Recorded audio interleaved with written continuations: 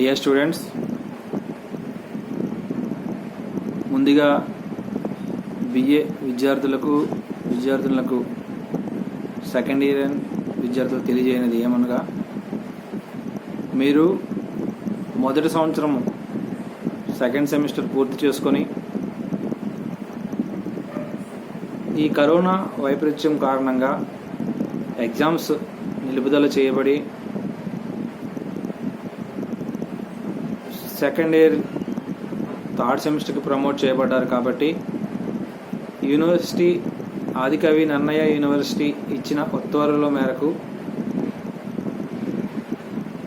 August నెల నుంచి మీకు థర్డ్ సెమిస్టర్ సెకండ్ ఇయర్లో ఉన్న థర్డ్ సెమిస్టర్ సిలబస్ ఆన్లైన్ క్లాసులు స్టార్ట్ చేయమని చెప్పి ఇవ్వడం జరిగింది. ఆ విధంగా మీకు ఆన్లైన్ క్లాసులు అనేది చెప్పడం మేము కూడా స్టార్ట్ చేస్తున్నాం. అయితే ముందుగా మీకు తెలియజేసేది ఏంటంటే, ఫస్ట్ ఇయర్ సెకండ్ సెమిస్టర్లో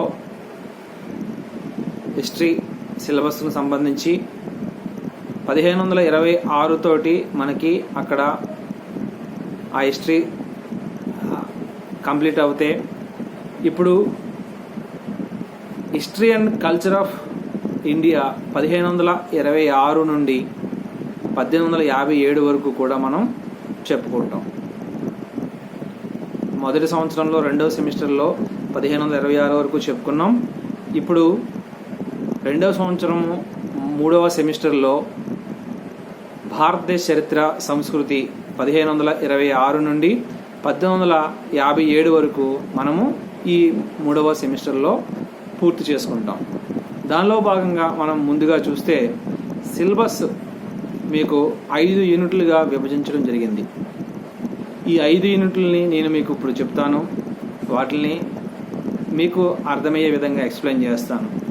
దీన్ని బేస్ చేసుకొని తర్వాత క్లాసుల్లో మనము 1 by 1 ప్రతి ఒక్క టాపిక్ని క్షుణ్ణంగా తెలుసుకొని, మనకి తరగతి గదిలో విద్యా బోధన జరిగే అంతవరకు కూడా ఈ ఆన్లైన్ విద్యా విధానాన్ని మనము అనుసరిస్తూ ముందుకు వెళ్దాం. అదేవిధంగా తెలుసుకున్న అంశాలని మీరు కూడా నోట్స్ రూపంలో ప్రిపేర్ చేసుకుంటూ చదువుతూ స్లిప్ టెస్టులకే కూడా మేము పెట్టే ఎగ్జామ్స్కి కూడా ప్రిపేర్గా ఉండాలని ముందుగా తెలియజేస్తున్నాను. విద్యార్థులారా, ముందుగా సిలబస్లోకి మనం వెళ్ళినట్లయితే, మొదటి సంవత్సరం రెండో సెమిస్టర్లో 1526 ఢిల్లీ సుల్తానట్ యుగం లోడీ వంశము 1526లో బాబర్ చేతిలో అంతమవడం మనం మొదటి సంవత్సరము రెండవ సెమిస్టర్లో చూసాం. అక్కడి నుండి ఇప్పుడు మనకి రెండవ సంవత్సరము మూడవ సెమిస్టర్ ప్రారంభమవుతుంది. ఇది మనకి మొదటి యూనిట్లో ఇవ్వడం జరిగింది. దీంట్లో మనం చూస్తే ముందుగా బాబర్ మొఘల్ వంశ స్థాపకుడిగా పేరుగాంచిన వ్యక్తి. అందులో ఆ విధంగానే మనము ముందుగా మొదటి యూనిట్లో ఫస్ట్ టాపిక్ బాబర్ అంటే మొఘల్ వంశం. ఈ మొఘల్ వంశంలో ఉన్న గొప్ప చక్రవర్తుల గురించి మనము తెలుసుకుంటాం. 1 by 1 మనము ఫాలోఅప్ చేసుకుంటూ టాపిక్స్ అన్నీ కూడా ఎక్స్ప్లెయిన్ చేసుకుంటూ ముందుకు వెళ్తాం. అందులో మొదటిగా చూసుకుంటే మొఘల్ వంశ స్థాపకుల్లో ముందుగా మనం తెలుసుకోవాల్సిన వ్యక్తి బాబర్. ఈ బాబర్ గురించి చూస్తే, బాబర్ జీవితము, ఆయన యొక్క పరిపాలన, యుద్ధాలు, అదేవిధంగా మొదటి పానిపట్ యుద్ధంలో 1526లో జరిగిన మొదటి పానిపట్ యుద్ధంలో బాబర్ ఇబ్రహీం లోడీని వధించి మొఘల్ వంశాన్ని ఏ విధంగా స్థాపించాడు అనే విషయాలు మనము క్షుణ్ణంగా తెలుసుకుంటాం. ఆ తర్వాత బాబరు భారతదేశానికి 1526లో భారతదేశానికి వచ్చేటప్పటికి మన భారతదేశంలో ఉన్న రాజకీయ పరిస్థితులు ఏ విధంగా ఉన్నాయి అంటే, బాబర్ భారతదేశంలోకి వచ్చే ముందు భారతదేశంలో అనేక రాజ్యాలు, చిన్న చిన్న సంస్థానాలు, అటు ఉత్తర భారతదేశంలో అయితేనేమి, ఇటు దక్షిణ భారతదేశంలో అయితేనేమి అనేక చిన్న చిన్న సంస్థానాలు పాలన చేస్తూ ఉండగా, వీటి మధ్య ఉన్న అంతర్గత వైరుధ్యాల వల్ల ఏ విధమైన ప్రాబ్లమ్స్ వచ్చినాయి, వాటిని ఏ విధంగా బాబర్ అవకాశంగా తీసుకొని వీరందరినీ ఓడించి మొఘల్ వంశ సామ్రాజ్య స్థాపన చేశాడనే విషయాన్ని మనం గమనించవచ్చు. ఆ తర్వాత బాబర్ తర్వాత పరిపాలనకు వచ్చిన వ్యక్తి హుమాయూన్. హుమాయూన్ యొక్క పరిపాలనా విధానాన్ని మనము చూస్తాం. ఆయన యొక్క యుద్ధాలు కానీ పరిపాలనా విధానం కానీ చూసి ఆ తర్వాత హుమాయూన్ కాలంలోనే మనము చెప్పుకోదగ్గ ఇంకొక వంశం ఏంటంటే సూర్ వంశం. ఈ సూర్ వంశ చక్రవర్తుల్లో గొప్పవాడు షేర్షా. షేర్షా చక్రవర్తిగా ఏ విధంగా వచ్చాడు, షేర్షా యుద్ధాలు ఏంటి, ఏ రాజ్యాలను ఓడించాడు, హుమాయూన్తో ఈయన చేసిన యుద్ధాలు ఏంటి అనే విషయాలు క్షుణ్ణంగా పరిశీలిస్తాం. తర్వాత చరిత్రలో ఒక ప్రసిద్ధి చెందిన ఒక ముఖ్యమైన విషయం ఏంటంటే షేర్షా పరిపాలనా విధానం. ఎంతోమంది చక్రవర్తులకు ఆదర్శవంతంగా నిలిచిన ఈయన పరిపాలనా విధానం గురించి కూడా మనం తెలుసుకుంటాం. ఆ విధంగా షేర్షా జీవితము, ఆయన యొక్క యుద్ధాలు, తర్వాత సామ్రాజ్య స్థాపన, మొఘల్ వంశ పతనము హుమాయూన్ కాలంలో, తర్వాత మరలా షేర్షా పరిపాలన విధానం ఇవన్నీ చూస్తాం. ఆ తర్వాత మనం మళ్ళీ హుమాయూన్ సామ్రాజ్యానికి ఏ విధంగా వచ్చాడు, షేర్షా చనిపోయిన తర్వాత ఆయన పాలనలో కొంతమంది చక్రవర్తులు ఆయన వంశస్థులు పరిపాలన చేయడము, తర్వాత వాటిని అవకాశంగా తీసుకొని హుమాయూన్ మరలా ఏ విధంగా మొఘల్ సామ్రాజ్య పునరాక్రమణ చేసి ఏ విధంగా ప్రారంభించాలనే విషయాలు మనం గమనించవచ్చు. ఆ తర్వాత చెప్పుకోదగ్గ మొఘల్ వంశ గొప్ప చక్రవర్తి అక్బర్. అక్బర్ పరిపాలనా విధానం ఏ విధంగా జరిగింది, రెండవ పానిపట్టు యుద్ధము, అక్బర్ యొక్క రాజపుత్ర విధానము, అక్బర్ యొక్క మత విధానము, దీని ఇలాహీ యొక్క ముఖ్యాంశాలు, ఇలాగ మొదలగు విషయాలన్నీ కూడా మనము దీంట్లో క్షుణ్ణంగా తెలుసుకోవచ్చు. అంతేకాకుండా అక్బర్ కాలంలో ఉన్న జమీందారీ వ్యవస్థ కానీ మున్సబ్దారీ వ్యవస్థ కానీ మొదలగు విధానాలు అన్నీ కూడా మనము పూర్తిగా క్షుణ్ణంగా తెలుసుకోవచ్చు. ఓకే, ఆ విధంగా మనం ముందుకు వెళ్తే అక్బర్ తర్వాత మనం చెప్పుకోదగ్గ చక్రవర్తి ఇంకొక వ్యక్తి మనము షాజహాన్ అని చెప్పేసి చెప్తాం.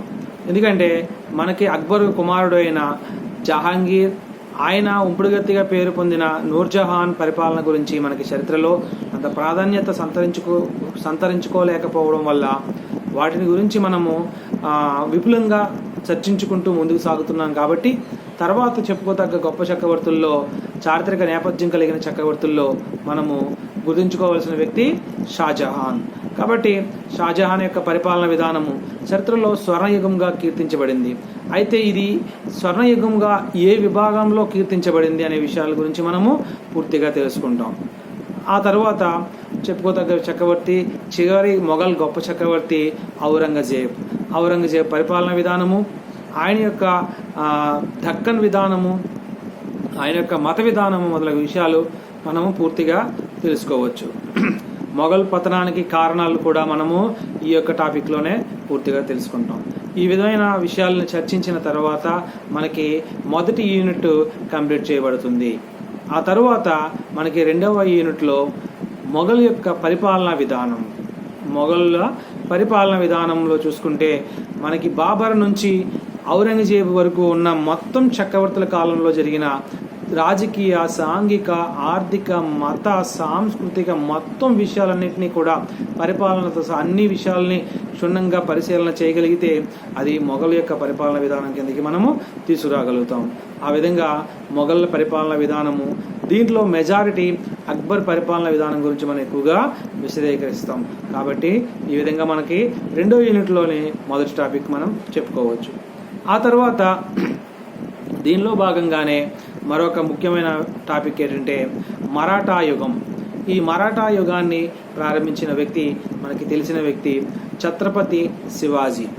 ఛత్రపతి శివాజీ యొక్క జీవితము, బాల్యము, పరిపాలన విధానము, అదేవిధంగా ఆయన ఏ యుద్ధాలు చేశాడు, ఏ విధంగా సామ్రాజ్యాన్ని స్థాపన చేశాడు, స్వతంత్ర సామ్రాజ్య కాంక్ష కొరకు ఈయన చేసిన యుద్ధాలు ఏంటి, ఛత్రపతి అనే బిరుదు ఏ విధంగా వచ్చింది అనే విషయాలన్నీ కూడా మనం పూర్తిగా తెలుసుకుంటాం.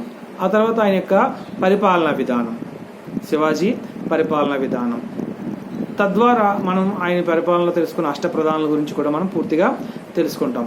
ఆ తర్వాత పీష్వాల యుగం గురించి కూడా మనము ముఖ్యంగా తెలుసుకోగలుగుతాం. ఈ విధంగా మనకి మొదటి 2 యూనిట్లు పూర్తిగా చెప్పుకుంటాం. అయితే ఇక 3వ యూనిట్కి మనము వెళ్ళినట్టయితే 3వ యూనిట్లో మనకి యూరోపియన్ల రాక అంటే మన భారతదేశానికి ఐరోపా వారు వచ్చిన విధానాన్ని, క్రమాన్ని మనం తెలుసుకోగలుగుతాం. మొట్టమొదటిగా భౌగోళిక అన్వేషణలు ప్రారంభించిన, ప్రపంచంలోనే భౌగోళిక అన్వేషణలు ప్రారంభించిన మొదటి దేశం పోర్చుగీస్. ఈ పోర్చుగీస్ వాళ్ళ తర్వాత మనకి మొదటి భారతదేశానికి వచ్చింది పోర్చుగీస్, తర్వాత డచ్, తర్వాత మన భారతదేశానికి వచ్చింది డేన్స్, ఆంగ్లేయులు, తర్వాత డెన్మార్క్, ఫ్రెంచ్ వాళ్ళు, ఇలాగ మొత్తం ఐరోపా వాళ్ళందరూ కూడా భారతదేశానికి రావడం మనం గమనించవచ్చు. ఇలా ఒకరి తర్వాత ఒకరు మన భారతదేశానికి వచ్చి వాళ్ళ యొక్క వ్యాపార లావాదేవీలన్నీ కూడా క్షుణ్ణంగా పరిశీలించుకుంటూ భారతదేశంలోనే ఉన్న విషయాల్ని పూర్తిగా అవగాహన చేసుకొని, రాజకీయ పరిస్థితులను క్షుణ్ణంగా తెలుసుకొని, వాళ్ళ యొక్క సామ్రాజ్యకాంక్షతోటి భారతదేశంలో అనేక చిన్న చిన్న సంస్థానాలని విచ్ఛిన్నం చేసి వాళ్ళ యొక్క సామ్రాజ్యాన్ని స్థాపించారు. ఈ విధి విధానాలన్నింటినీ కూడా మనం పూర్తిగా 3వ యూనిట్లో తెలుసుకోవచ్చు. అయితే దీనిలో భాగంగానే అప్పటికి భారతదేశంలో వచ్చిన పోర్చుగీస్ వాళ్ళు చిన్న చిన్న ప్రాంతాలను ఆక్రమించుకొని వాళ్ళ యొక్క నౌకా స్థావరాలకు అనుగుణంగా ఉన్న తీరరేఖ ప్రాంతాల్లోనే వాళ్ళ స్థావరాలు ఏర్పాటు చేసుకోవడం జరిగింది. కానీ ఈ ఫ్రెంచ్ వాళ్ళు, ఆంగ్లేయులు మాత్రం భారతదేశంలో అనేక ప్రాంతాలకి వాళ్ళ యొక్క సామ్రాజ్యాన్ని విస్తరించడానికి పూనుకోవడం జరుగుతుంది. దానిలో భాగంగానే ఈ ఆంగ్లేయులకి, ఫ్రెంచ్ వాళ్ళకి కూడా మధ్య ఘర్షణలు ప్రారంభం అవుతున్నాయి. అలాంటి ఘర్షణల్లో మనం చెప్పుకోదగ్గవి ఆంగ్లో ఫ్రెంచ్ సంఘర్షణలు లేదా కర్ణాటక యుద్ధాలు అనే టాపిక్లో మనము పూర్తిగా క్షుణ్ణంగా తెలుసుకోవచ్చు. ఈ కర్ణాటక యుద్ధాలు చరిత్రలో చాలా ప్రాముఖ్యత సంతరించుకున్నవి. ఎందుకంటే భారతదేశంలో ఫ్రెంచ్ వారి యొక్క ప్రాబల్యాన్ని నిరోధించి ఆంగ్లేయులు తమ యొక్క ప్రాబల్యాన్ని పెంపొందించుకునే క్రమంలో వీళ్ళు చేస్తున్న యుద్ధాలని మనం కర్ణాటక యుద్ధాలుగా చెప్తూ ఉంటాం. అలాంటి యుద్ధాలు 3 జరిగినాయి. అందులో భాగంగా ఫ్రెంచ్ వాళ్ళు ఏ విధంగా ఓడిపోయారు, ఆంగ్లేయులు ఏ విధంగా విజయం సాధించిన విషయాలు మనం పూర్తిగా తెలుసుకోవచ్చు. ఆ తర్వాత ప్లాసీ యుద్ధం 1757లో జరిగిన ప్లాసీ యుద్ధం, తర్వాత 1764లో జరిగిన బక్సార్ యుద్ధం. ఈ యుద్ధాల ద్వారా ఆంగ్లేయుల యొక్క తమ సామ్రాజ్యాన్ని ఏ విధంగా పూర్తిగా తమ చేతుల్లోకి తెచ్చుకున్నారు, భారతీయులపై వాళ్ళ యొక్క ప్రాబల్యాన్ని ఏ విధంగా పైకి ఎత్తి చెప్పడానికి అనుకూలంగా వాళ్ళ యొక్క అవకాశాలను నిలబెట్టుకున్నారనేది మనము ఈ 2 యుద్ధాల ద్వారా చెప్పవచ్చు. అయితే ఈ యుద్ధాల వీరుడిగా మనం పేరు పొందిన వ్యక్తి రాబర్ట్ క్లైవ్. ఆంగ్ల సామ్రాజ్య స్థాపనలో రాబర్ట్ క్లైవ్ యొక్క పాత్ర ఏ విధంగా ఉంది అనే విషయాలను కూడా మనం పూర్తిగా తెలుసుకోవచ్చు. విద్యార్థులారా, అయితే ఈ విధంగా ఆంగ్లేయులు తమ యొక్క సామ్రాజ్యాలను ఏ విధంగా స్థాపించారనే విషయాలు మనము పూర్తిగా తెలుసుకోవడం జరిగింది. అయితే ఆ తర్వాత వాళ్ళ యొక్క సామ్రాజ్య స్థాపనలో భాగంగా వాళ్ళు గవర్నర్ జనరల్ని ఏ విధంగా ఏర్పాటు చేసుకున్నారు. గవర్నర్ జనరల్స్ బెంగాల్కే ఉన్న గవర్నరు అలాంటిది భారతదేశానికి గవర్నర్ జనరల్గా ఏ విధంగా మారారు, ఆ యొక్క యాక్ట్స్ ఏంటి, చట్టాలు ఏంటి అనే విషయాలన్నీ కూడా మనం పూర్తిగా తెలుసుకోవచ్చు. అందులో భాగంగానే వారన్ హేస్టింగ్,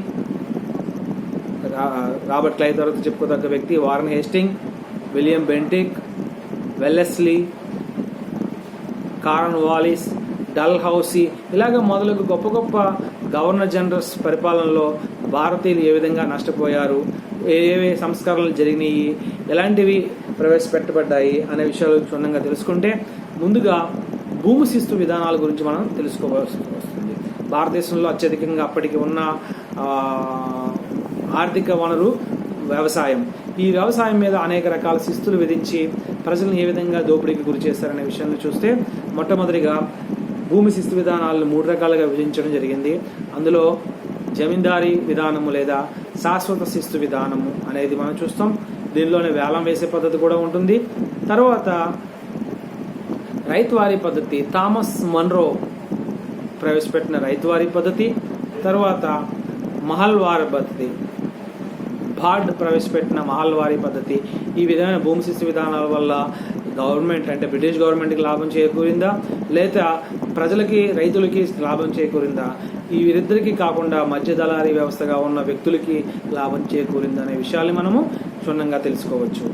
ఆ తర్వాత భూమి శిస్తు విధానాల తర్వాత పారిశ్రామికంగా ఏ విధంగా అభివృద్ధి చెందింది? భారతదేశము బ్రిటిష్ పరిపాలనలో పారిశ్రామిక అభివృద్ధి ఏ విధంగా జరిగింది? ఏ ఏ రంగాల్లో పరిశ్రమలు అభివృద్ధి చెందాయి?